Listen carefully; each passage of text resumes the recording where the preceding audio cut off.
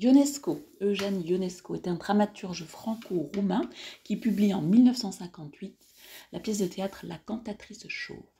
Le titre annonce déjà une incohérence parce que l'adjectif chauve, c'est un oxymore pratiquement qui forme avec le nom un contraste. Quand on pense à une cantatrice, on imagine une chanteuse d'opéra coiffée d'une imposante chevelure comme au XVIIIe siècle et non affligée d'une calvitie. Donc en fait ici dans le titre on a déjà une fausse promesse. Cette fausse promesse est spécifiée par le sous-titre générique que donne Ionesco puisqu'il précise qu'il s'agira d'une anti-pièce. Il prend un genre dramatique et puis en fait il inverse ses fonctions. Nous sommes ici face à une scène d'ouverture qui ne lance pas l'intrigue, dont les personnages sont inintéressants, donc une scène d'ouverture qui ne remplit pas ses promesses. Cette femme en scène soliloque de manière inintéressante, c'est une femme de la classe moyenne dans un salon après le dîner. Je vais vous lire ce texte. Intérieur bourgeois anglais, avec des fauteuils anglais. Soirée anglaise. Monsieur Smith, anglais, dans son fauteuil et ses pantoufles anglais, fume sa pipe anglaise et lit un journal anglais près d'un feu anglais. Il a des lunettes anglaises, une petite moustache grise anglaise. À côté de lui, dans un autre fauteuil anglais, Madame Smith anglaise raccommode des chaussettes anglaises. Un long moment de silence anglais. La pendule anglaise frappe 17 coups anglais. Tiens, il est 9 heures, nous avons mangé de la soupe, du poisson, des pommes de terre au lard, de la salade anglaise. Les enfants ont bu de l'eau anglaise. Nous avons bien mangé ce soir. C'est parce que nous habitons dans les environs de Londres et que notre nom est Smith. Les pommes de terre sont très bonnes avec le lard, l'huile de la salade n'était pas rance. L'huile de l'épicier du coin est de bien meilleure qualité que l'huile de l'épicier d'en face, elle est même meilleure que l'huile de l'épicier du bas de la côte. Mais je ne veux pas dire que leur huile à eux soit mauvaise. Pourtant, c'est toujours l'huile de l'épicier du coin qui est la meilleure. Mais oui, a bien cuit les pommes de terre cette fois-ci. La dernière fois, elle ne les avait pas fait bien cuire. Je ne les aime que lorsqu'elles sont bien cuites. Le poisson était frais. Je m'en suis léché les babines. J'en ai pris 2 fois. Non, 3 fois. Ça me fait aller au cabinet. Toi aussi, tu en as pris 3 fois. Cependant, la 3e fois, tu en as pris moins que les 2 premières fois, tandis que moi, j'en ai pris beaucoup plus. J'ai mieux mangé que toi ce soir. Comment ça se fait? D'habitude, c'est toi qui manges le plus. C'est pas l'appétit qui te manque. Ce texte progresse de manière à nous présenter le cadre où ça se passe, les personnages, qui est en scène, et de quoi il va s'agir pour l'intrigue. Ici, le quoi concerne le menu. En quoi cette scène d'exposition est-elle une parodie multiple? Alors, où est-ce que ça se passe? Nous avons ici un cadre traditionnel. Effectivement, les comédies se passent toujours dans un salon intérieur bourgeois. L'adjectif anglais est redondant, puisque si l'intérieur est anglais, forcément les fauteuils sont anglais. Donc ici, on a déjà un sourire qui se profile chez le lecteur, pas tellement chez le spectateur, mais chez le lecteur. Les didascalies ici sont adressées au lecteur.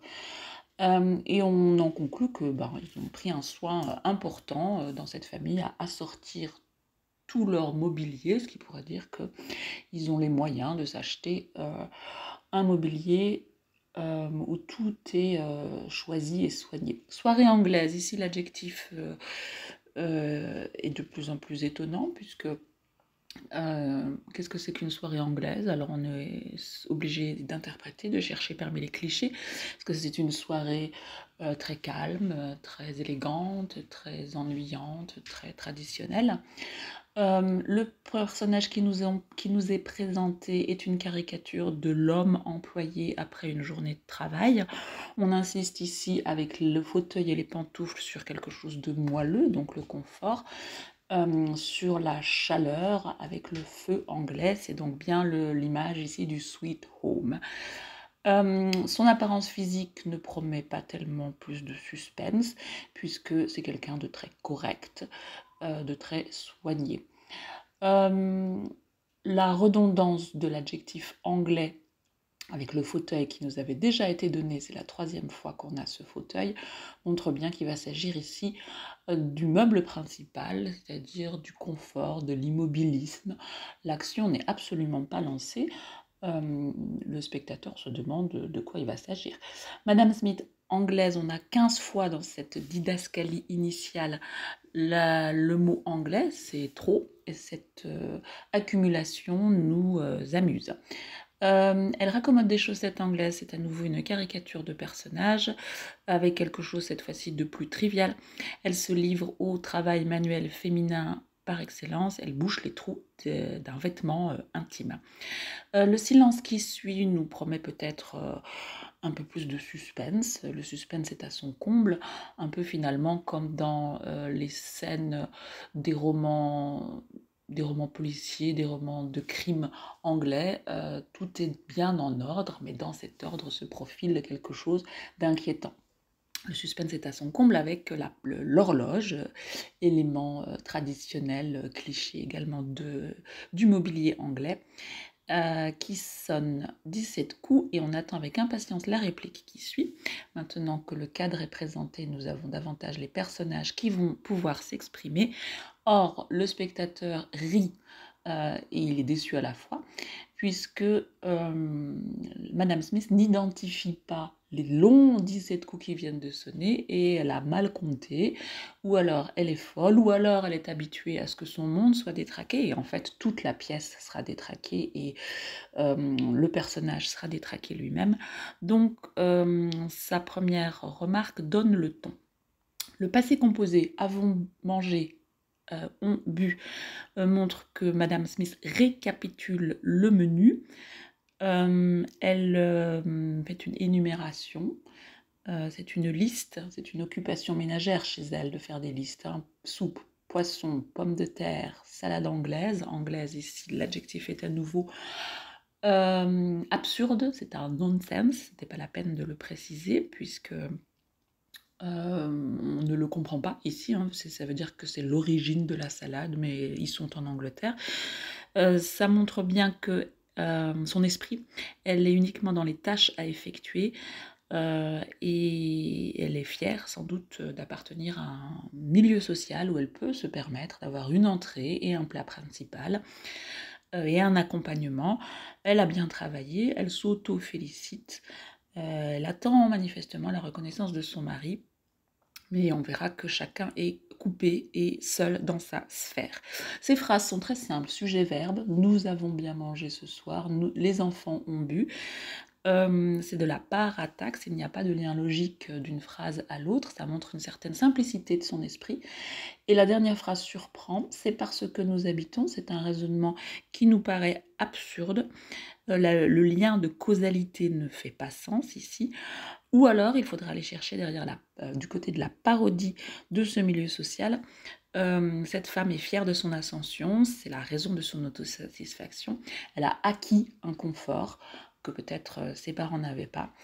Et l'artiste Ionesco ici se moque d'un milieu petit bourgeois matérialiste qui est fier d'avoir une maison pas loin de la capitale et que notre nom est Smith, deuxième proposition subordonnée circonstancielle de cause coordonnée.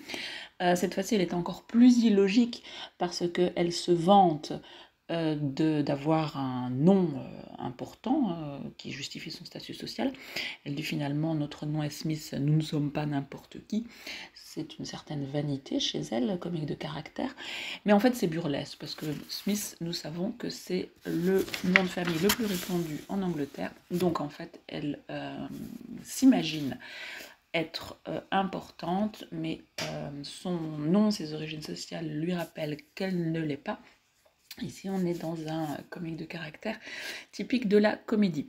La réaction de Monsieur Smith nous fait rire à nouveau. C'est un bruit qu'il produit. La didascalie nous le dit.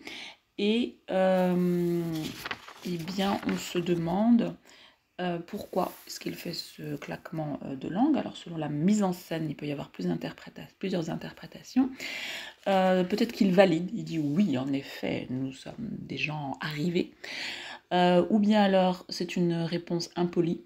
Il l'enjoint à se taire, à parler moins, à ne pas le déranger dans sa lecture, à ne pas lui poser de questions. Ce serait une façon de lui dire cause toujours. Et puis aussi, ça pourrait être une façon peut-être, il est complètement détaché de tout ça, et pourquoi est-ce qu'il produit des bruits avec sa bouche? Eh bien peut-être que c'est après le repas et qu'il se cure les dents, auquel cas on aurait un personnage trivial. Et on serait bien dans le cadre d'un humour typiquement anglais, burlesque, avec un décalage entre un personnage trivial et une femme qui essaye d'être chic. Donc le menu déplacé, déjà dès la première réplique, est insistant. Elle reprend strictement les aliments pour développer, Madame Smith. Et ben, elle est relancée, en fait. On pensait qu'elle allait se taire, mais elle est relancée comme un mécanisme, finalement. Elle s'ennuie, en fait. Elle est dans sa solitude. Elle soliloque, c'est-à-dire qu'elle parle toute seule.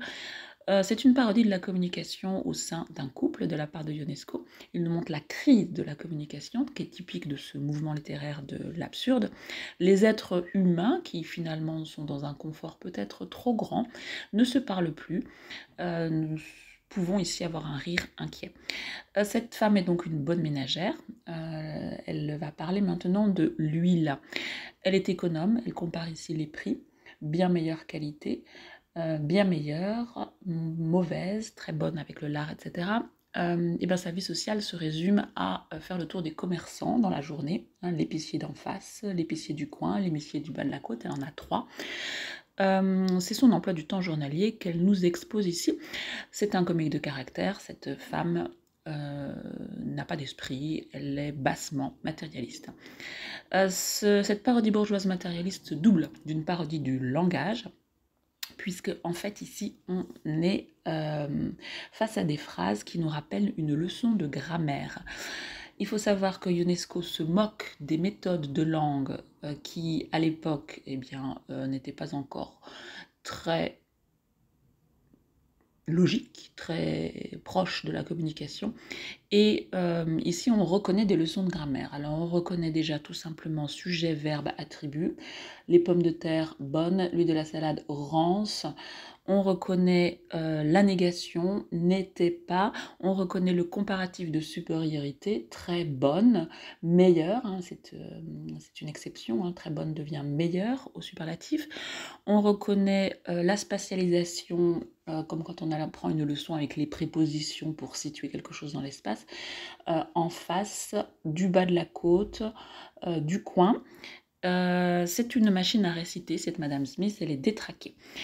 Voilà, donc Ionesco nous montre que finalement, cette correction, cette hyper-correction des individus qui sont arrivés dans leur vie, ôte tout sentiment, toute émotion, et ils ont un langage artificiel, systématique, mécanique, machinal. Le mais est intéressant ici puisqu'il annule tout ce qu'elle vient de dire avant. Elle disait que tout n'était pas d'aussi bonne qualité, puis elle se rattrape en disant mais tout est très très bien dans ma vie, hein, soit mauvaise, rien n'est mauvais, c'est le monde des apparences, son autosatisfaction est évidente, elle conforte le fait qu'elle a atteint une certaine réussite sociale. Ionesco utilise le comique de répétition pour la réaction de Monsieur Smith qui confirme son ennui. Madame Smith rappelle à nouveau son statut social avec la mention de son personnel, mais oui, prénom conventionnel anglais. On peut se dire que lorsqu'elle évoque les préparatifs du menu de la soirée, enfin du dîner, elle utilise a bien cuit, avait pas bien fait cuire, sont bien cuites, avec des formes différentes du verbe cuire, comme si elle récitait sa leçon de conjugaison. C'est la parodie ici du langage. Je ne les aime que lorsqu'elles sont bien cuites. Elle joue en fait à être très délicate, une femme du monde qui essaye d'obtenir la perfection dans sa cuisine, un parti un décalage burlesque puisqu'elle parle de pommes de terre, qui est un légume du peuple, qui est un légume trivial. Le public pourrait s'exaspérer lorsqu'elle repart sur le récapitulatif des produits qu'elle a présentés. Le poisson était frais. L'intrigue n'est toujours pas lancée.